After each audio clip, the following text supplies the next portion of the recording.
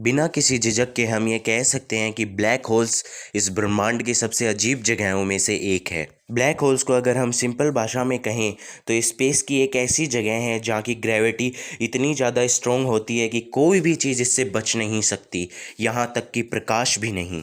Black hole इस universe में मौजूद सबसे डेंस चीज़ जिसकी डेंसिटी अनंत होती है। अरबों अरबों किलोग्राम मास एक छोटे से बिंदु में समाहित हो जाता है। तो आइए जानते हैं कि ये ब्लैक होल बनते कैसे हैं।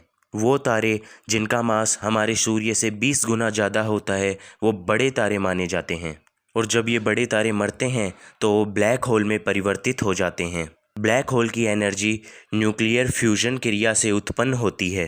तारों के कोर में हाइड्रोजन फ्यूज होकर हीलियम बनाता है, हीलियम फ्यूज होकर कार्बन बनाता है, और ये क्रिया आगे बढ़ती रहती है। और एक समय ऐसा आता है जब ये कोर आयरन बना लेता है, जो कि एक बहुत ही हैवी एलिमेंट होता है। और आयरन बनने के बाद कोर आगे आयरन को फ्यूज़ नहीं कर पाता है, और इस प्रकार तारों में न्यूक्लियर फ्यूजन प्रक्रिया बंद हो जाती है, जिससे तारों को बैलेंस में रखने वाले फोर्स, अंदर की ओर लगने वाली ग्रेविटी और बाहर की ओर न्यूक्लियर फ्यूजन के कारण लगने वाला प्रेशर बराबर में नहीं रह पाते हैं। फ्यूजन प्रक्रिया बंद होने के बाद कोर की ग्रेविटी बाहर की ग्रेविटी अंदर वाले प्रेशर के कंपैरिजन में बहुत कम हो जाती है, और इस प्रकार कोर अपनी ही ग्रेविटी के कारण कोलैप्स हो जाता है और सिकुड़ जाता है, और ये कोर बहुत ही कम समय में कंप्रेस होकर अरबों किलोग्राम गैस को अपने अंदर समा लेता है। इसका रिजल्ट एक बहुत ही भयंकर धमाके के साथ तारा फट जाता है। धमाके को सुपरनोवा एक्सप्लोजन कहते हैं, जो कि भयंकर एनर्जी रिलीज़ करता है। जितना अपना सूर्य पूरी लाइफ में एनर्जी रिलीज़ करता है उससे 100 गुना ज़्यादा एनर्जी सुपरनोवा रिलीज़ करता है। और इस धमाके के बाद बचता है एक सुपर ग्रेविटी वाला ब्लैक होल, जिससे लाइट के पार्टिकल फोटोन भी नहीं बच सकते। ये ब्लैक होल्स ऊर्जा के 2 जेट के साथ होते हैं, जो कि यूनिवर्स में बहुत ही तेज़ी से फैलते हैं। इसे गामा रेव बर्स्ट कहते हैं।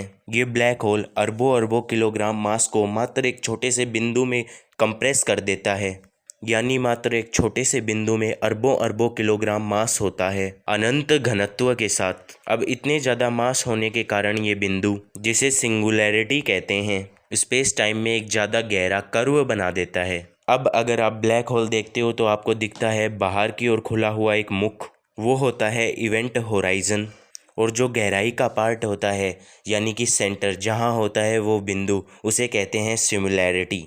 अब एक ब्लैक होल कभी भी अपनी निश्चित सीमा के बाहर की चीज़ों को नहीं खींचता है, बल्कि एक ब्लैक होल अपनी एक निश्चित सीमा के अंदर की चीज़ों को ही खींचता है, यानी कि इवेंट होराइजन के अंदर की ही चीज़ों को वो खींचता है।